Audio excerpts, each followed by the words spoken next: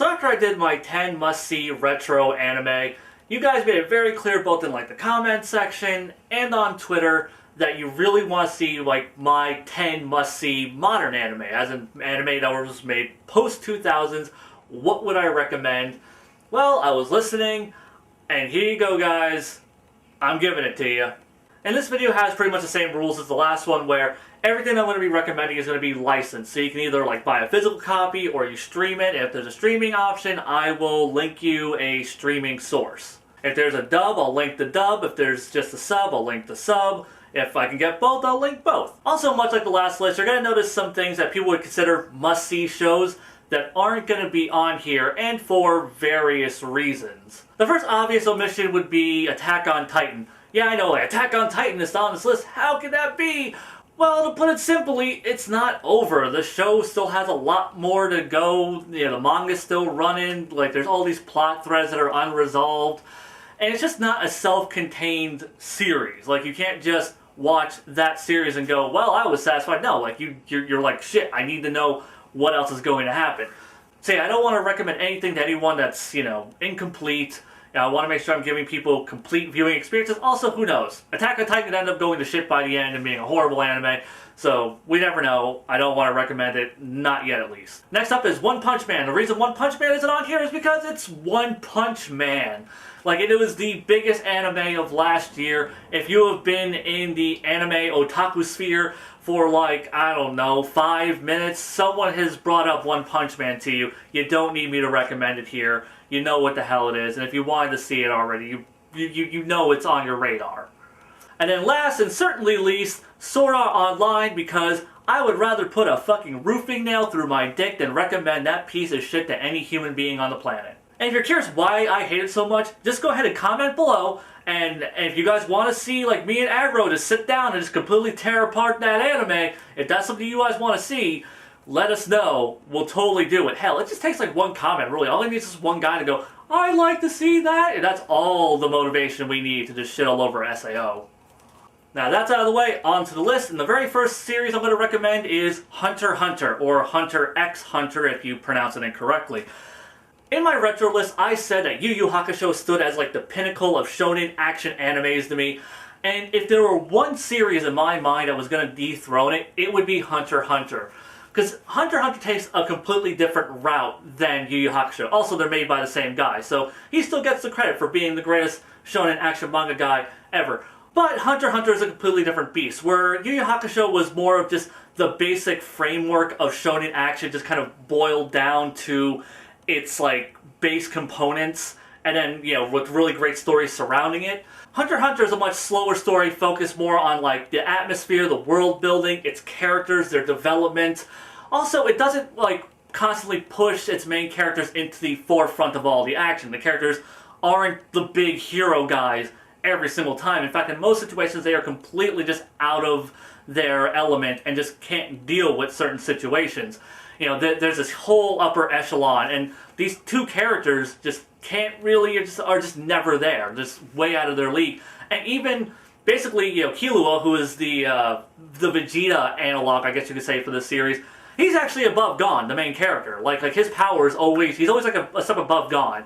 There's like at least, you know, maybe 1 or 2 points where you could say like, oh, maybe Gon was the more powerful one. But they're fairly short-lived, and Killua usually stands as like the better of the two on average. One more thing that really makes HunterXHunter a really special series to me is that it takes a lot of the elements and tropes that you would expect from standard shonen action storytelling and just always kind of subverts and flips them. Like, you'll be sitting there watching an arc, and you'll be like, okay, it's this kind of arc, it's about to play out this way, and then it just kind of goes a completely different direction. And they do this so often. Like, every single arc will pretty much end in a way you don't expect. And I find that fascinating. Like, you know, even like when you're like, oh, it's one of these boring-ass arcs where we have to go rescue the best friend, it's definitely doesn't end the way I expected it. None of the arcs ended, really, or ended up going the direction I expected them to go based on where they started. So yeah, HunterXHunter, fucking phenomenal. Recommend it to everyone. You should just go see it. Also, HunterXHunter is my only shonen action anime recommendation because I'm trying to keep a lot of versatility in these lists. If you notice, there was only like, you know, the one shonen action series last time, which was Yu Yu Hakusho. This time it's HunterXHunter. Yes, guys, I know about Saint Seiya and all these other great fucking shonen anime, but the idea is to get you guys to watch different things, not to just recommend a lot of the same genre. I want to have a lot of diversity. I want to have something that appeals to everyone. It's like something, just a little something for everyone to enjoy. And possibly get people who wouldn't check out certain things, maybe because of a genre, to look into them. And speaking of things I don't think a lot of people would check out on their own, Azumanga Daioh. Now, are you one of those guys that just is sick and tired of moe, you're sick and tired of slice of life? You're probably going to hate this one, because that's kind of the one that started it all, really. I mean, not so much the moe thing. I mean, you kind of got Chio-chan, who's a little on the moe end, but, you know. But this is definitely like, this is where slice of life came from. This was the proto-slice of life. Yeah, and it's this great little gag series, fantastic characters, basically just, you know, kids, girls going to school, doing their normal thing. Their personalities bouncing off of one another, and it is phenomenal. Like, I cannot recommend, like, if you're going to check out any slice of life first, this is the one I would really recommend. One, because it is just a fantastic example of slice of life. If you just want to just watch something chill and relax, but also it is goddamn hilarious. And I feel like it just, even though it is pretty much the first of its kind in terms of that genre, it does so many things right. You can just understand why other people went, I want to do that formula, and just, you know, started exploring the whole what you could do with just depicting people's lives day to day, like in the kind of high school environment. And yeah, like, you know, all the things that you would expect from slice of life you would see here. You know, great character interactions, great characters themselves. The fucking comedy is spot on, hilarious. And, you know, if you just want to see where the whole fucking thing came from and maybe point a finger of blame to, there you go. Azumanga Daioh. Really, if you're going to watch any of these, I would recommend this one to start off with at the very least. Now for a must-see that's probably the most badass entry on this list, Gurren Lagann. If you don't know what Gurren Lagann is, I'd be kind of surprised. Like, I feel like this is a series that, like, the name gets tossed around a lot, but maybe because it's an older series, slightly older, you didn't go back and check it out. I really have to recommend checking out Gurren Lagann. If you like balls out, over-the-top, fucking crazy-ass action sequences, this is a fantastic series for you, especially if you like mechs. This right here is, to me, the definitive super robot like genre anime. This is the one that just took the super robot genre and elevated it to a whole new stratosphere.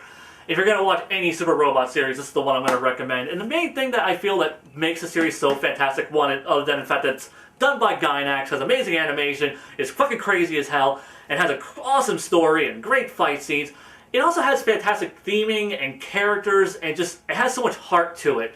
You know, the basic, you know, super robot series is all about, you know, like, unbreakable human spirit, and, you know, yeah, like, through the power of our determination, we will, you know, move forward, you know, to victory.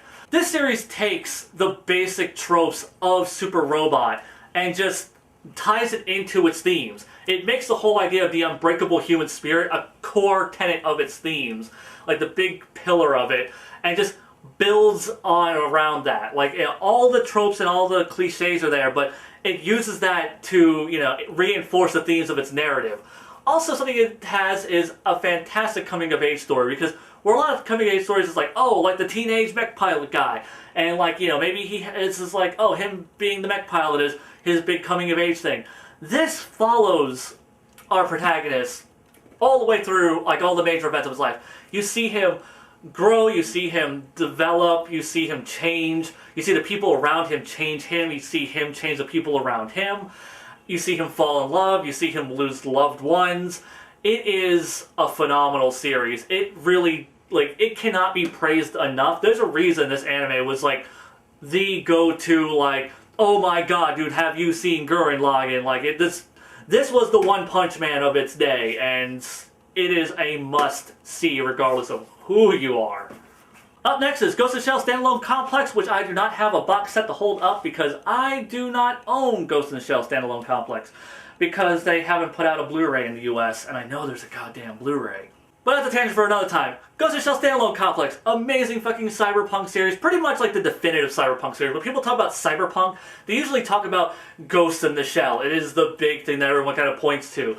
The original theatrical film that was an adaptation of the original manga is considered one of the all-time classics, and I would say this series actually exceeds what the movie did. And that's mostly because of its episodic nature, because it gets to explore a lot of its ideals of what does it mean to live in this kind of society. A world where people have these cybernetic bodies, they're mostly replaced, you know, how does that like affect crime? How does that affect the police? How does that affect day-to-day people? You know, where memories can be altered and people can be hijacked.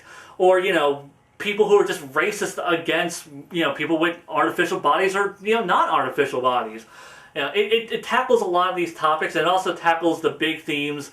It also tackles the big themes of the concepts of like identity, like what do you define as you? Who are you as an individual?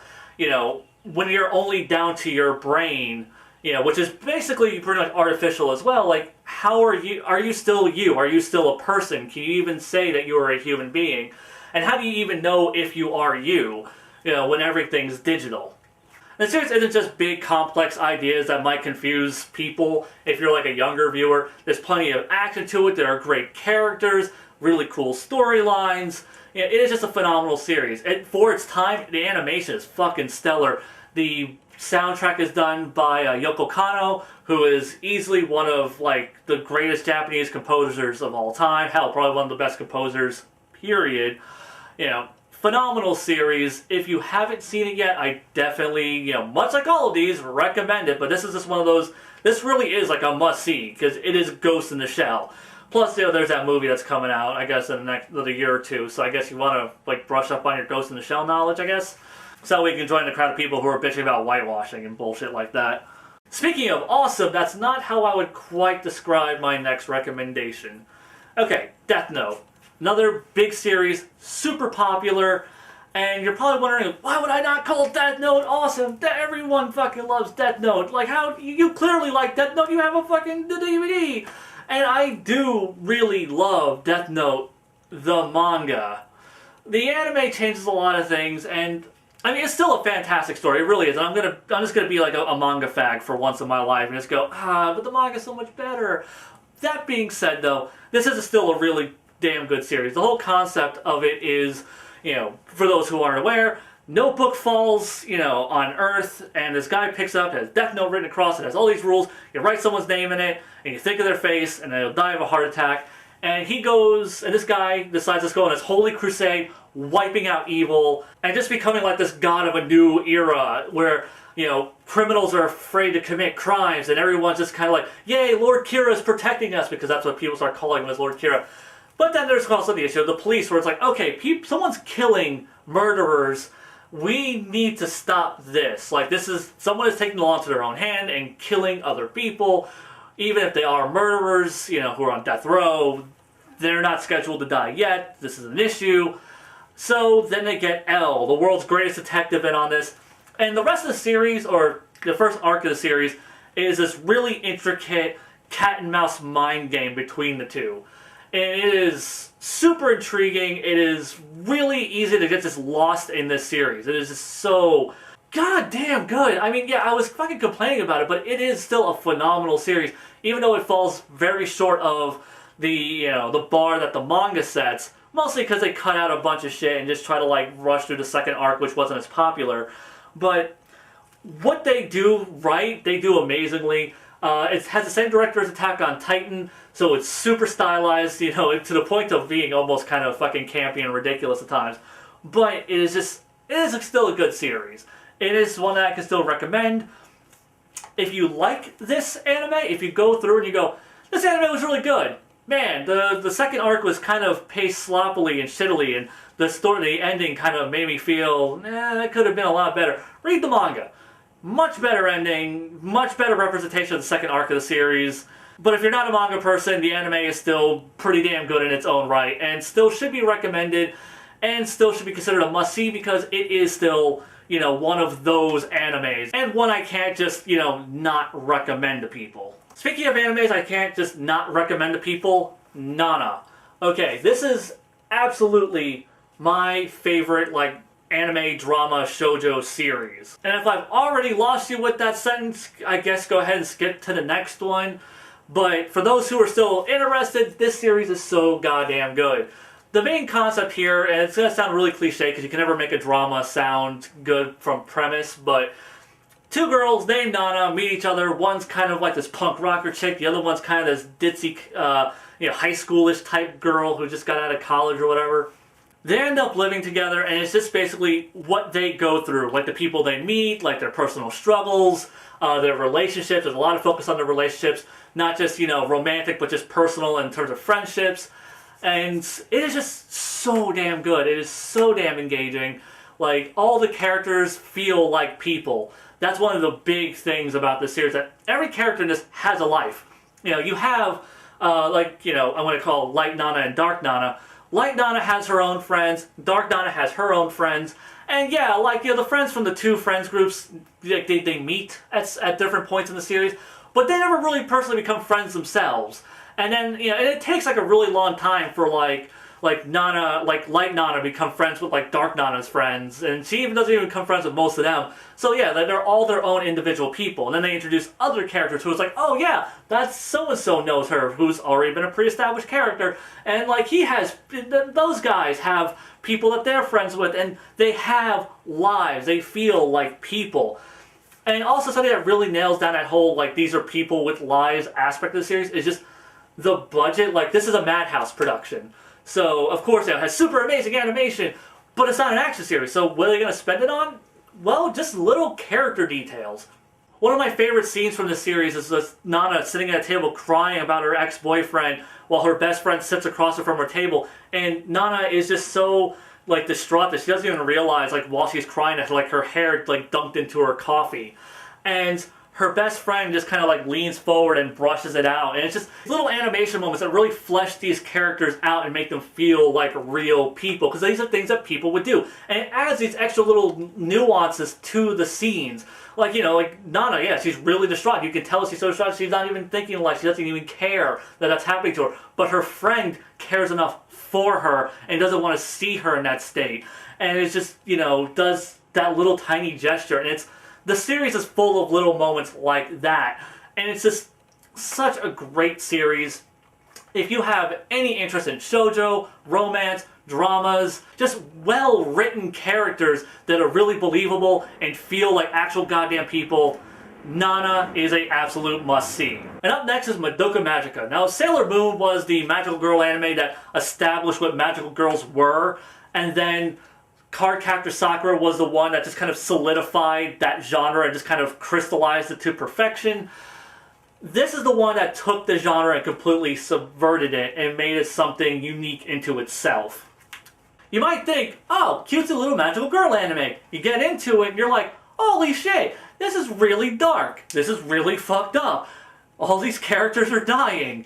And then you start spiraling out to this bigger story, and things just get darker and darker. And yeah, if you want to see just a really compelling story with great characters and just some really good theming, as well as some goddamn gorgeous animation, because this is done by Studio Shaft. The director for this is Akiyuki Shimbo, who is my all-time favorite anime director. Had to make sure I at least got one show of his. And this really shows off his technical prowess as a director, because he has this very trippy style. If you've ever seen a Shaft series, and you go, man, those Shaft animes are kind of weird and crazy looking. Yeah, that's because of Akiyuki Shimbo. He really established that. And pretty much anyone who directs shows that aren't him are really just trying to, ape his style, in that studio. But yeah, Madoka Magica, definitely not your typical magical girl anime. If you've ever looked at it and went, whatever, magical girls don't give a shit, trust me, check this one out. If you're gonna watch, if you're just kind of completely repulsed by the idea of magical girls, even the idea of the best magical girl anime ever, just completely just makes you go, whatever, I don't even want to see Cardcaptor Sakura. At least check out Madoka Magica, because Madoka Magica is just balls to the wall fucking amazing. It has some of the best fight scenes you're gonna see in a magical girl series. It has great concepts, like I said, strong theming, phenomenal music too. Oh my god, the music in this is just an absolutely gorgeous series to watch. And yeah, just fucking see it. Even if you don't like magical girls, this is the one you just need to go, alright, fine, fuck it, I guess I'll watch a magical girl anime. This is the one you gotta go for. Now, if you're still weren't sold on Madoka Magica and you just want to see something that's ultra fucking violent and badass and cool without all that magical girl stuff attached to it, Black Lagoon. Holy shit, this anime. This is especially like if you're a fan of like, you know, like Western action movies, you kind of want to see more anime that kind of has that Western vibe to it that like Cowboy Bebop would have. This is one for you. This one is just like gritty, over the top, hardcore, fucking ultra violent Tarantino-esque fucking 90s action movie. I mean, it's like Tarantino-esque in terms of its levels of violence, not Tarantino-esque in like its dialogue or anything like that, or its presentation. For those not familiar with the premise, you have a Japanese businessman, like your average, everyday Japanese Joe, ends up getting roped into basically a group that's supposed to be like a delivery service, but they're delivery people for like fucking like super illegal shit. And they end up getting wrapped up in all these really fucked up fucking violent situations with all these different mob bosses and hitmen, and yeah, it is super just balls to the wall crazy. So goddamn good. I really recommend the English dub on this just because, like, I don't know, it has some extra swear words, and really given the nature of the series, it needs the extra swear words. It really does. Because there's something really satisfying when Revy, the chick on the cover here, pops a grenade and says, you know, eat a dick, and just, you know, throws a grenade and blows up a Jeep right after she, like, shoots a whole bunch of guys in a bar. Yeah.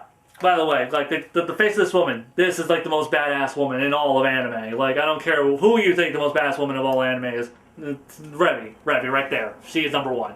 I really don't know what else to say to recommend this series to people other than, yeah, like, I mean, if you like action, if you like violence, if you like just, you know, stuff that's cool, like traditional 90s action movie fucking cool, this is one I just have to recommend. Like, you gotta check that one out.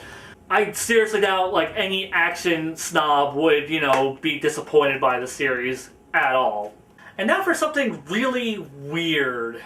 Penguindrum. Okay, last time I had recommended Revolutionary Girl Utena. This is the next anime that guy had made. He went on this long hiatus of not making his own series for a really long time, and then he came back with Penguindrum, or Moaru Penguindrum.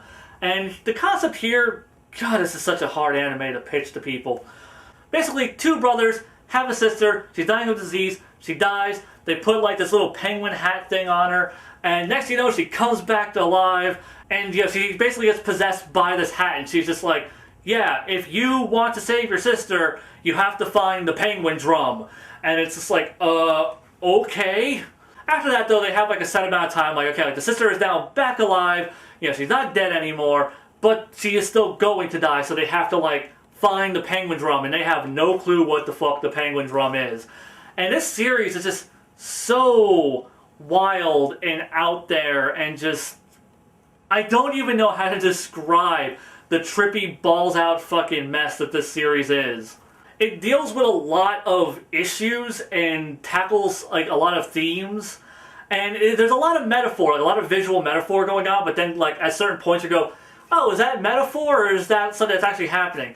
I'm pretty sure that's just a metaphor. And then later on, you go a few more episodes, and you're like, oh, that giant metal grinder that was shredding children, that's something that was actually physically happening in this world, and not a metaphor. It's one you're going to want to watch twice, just to pick up on all the shit that's in here, because there's a lot of things that's just going to, like, go over your head at first, and then they're going to contextualize it. They're going to have to, like, go back and go, oh, I get that now. It's one of those shows, and if that's not your bag, I don't blame you. It is kind of a hard sell, but Jesus Christ, this anime is fucking great. Like, it gets dark, too. Like people who are really sensitive to certain concepts and themes or whatever, especially if you're really sensitive to things like rape, that is something that comes up in this series, as well as some other really fucked up things about child abuse. Yeah, like for like the midway point of this series, it goes from ha ha ha, this is all kind of wild and crazy to, oh my god, this is dark as fuck. But regardless though, it is such a fantastic series, and one that I really just had to throw on this list because I really wanted to have like a good, thought-provoking, cerebral kind of anime, and one that was really popular with people, and this one was really popular with people when it came out. So yeah, Moaru Penguindrum, go check that shit out. And now, last but certainly not least, Fullmetal Alchemist and Fullmetal Alchemist Brotherhood. And this is kind of cheating because I'm literally just recommending you two shows. And you might think like, oh, like one's a sequel to the other if you're not aware. No, see, Fullmetal Alchemist 2003 was released before its source material manga was completed. And then later on, they made Brotherhood after the manga was near its conclusion. So they're like, okay, now we can make a manga faithful adaptation. And they are two completely different types of shows. Unfortunately, the 2003 one really gets overshadowed quite a bit because of Brotherhood. And let me just say right now, they are both really worth watching. Also, I'm going to say that I like 2003 a lot more. Now, I'm not shitting on Brotherhood. It is an amazing fucking action series, and I can totally see why everyone likes it. I mean, this is like the fucking, like, Avengers of anime. It's just, the action sequences are amazing, and, like, the story's pretty easy to follow, and this huge epic scale of the story, and it's just like, if they don't win, the fate of the world is at hand! But with 2003, it goes a completely different route, a completely different atmosphere. It decides to tell a much smaller story focused on its central characters, and really, like, if they don't complete their task that they're setting out to, like, the end goal of their journey, really, it's just, they might die, but where in the case of Brotherhood, you know, if they don't stop this guy, everyone's going to die, the whole world is just completely fucked. Here, it's just, if they don't fucking, you know, make it through this thing that they're going through, like, overcome this enemy, they're gonna die. Really, that's about it. And that's, like, the only stakes. Which is why I actually prefer, because it goes for the smaller scale, more personal story that's more atmospheric, more emotional. The characters in this series, like, the characters in Brotherhood, they're very black and white, good and bad archetypes. Here, there's a lot more shades of gray going on. I do consider both of these, like, must-see animes, but I really feel like the original series is going to be your slower-paced, more thought-provoking one, and Brotherhood's going to be your more wham-bam action series. And they both, I think, have a place, you know, in anyone's viewing schedule. So it really just kind of boils down to what you prefer. Like I said, I say watch both. I would say start with the first series because it is a slower series. So because you're going to watch, if you watch this one first, you're going to be retreading some storylines in the beginning of this. And it's told in a much slower fashion because, you know, this had already existed by the time this came out, so they rushed through all that stuff. And here you're going to get the more slower take on those stories because it really is about building the atmosphere and developing these characters. So because of that, like, I really recommend you watch this one first for fear that you might get bored after watching this and you're just kind of waiting for the new shit to happen. Also, if you watch this first and you watch Brotherhood, do not skip the first 13 episodes because you think, well, I've seen, you know, the original series. I don't need to see that. No. They tell, like, the exact same stories, but the groundwork for the overarching stories, like the mythos that they're going to be building throughout the series, is completely different. So all the little, you know, pieces that are going to be relevant later on, they're completely interchanged out. This sets up things, because they go completely different directions as far as stories are concerned, and the beginning episodes of this set up ideas for, like, the bigger, larger narrative for its story, and vice versa for Brotherhood. Watch both of these. Do not skip, you know, any episodes from either show. They're both fucking amazing. Both really come highly recommended. If anyone ever tells you, oh, just skip the original series, it's not following the manga, no, fuck them. Watch 2003. You're gonna get a damn good series, and then go watch Brotherhood, because you're also going to get a goddamn good series.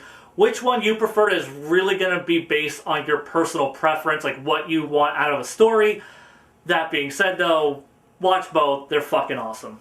And there you go, another recommendation list done with. I don't know what the next one will be. Maybe I'll do another retro list. Maybe I'll do another modern list. I was also kind of kicking around the idea of doing, like, a guilty pleasures list where it's like animes that I don't really think are good, but I think are really cool and I think people might like if they saw. And then also hidden gems, a hidden gems list where I just kind of go over really more niche, obscure animes that most people just may not have even fucking heard of that I think are really good and just kind of got swept under the carpet.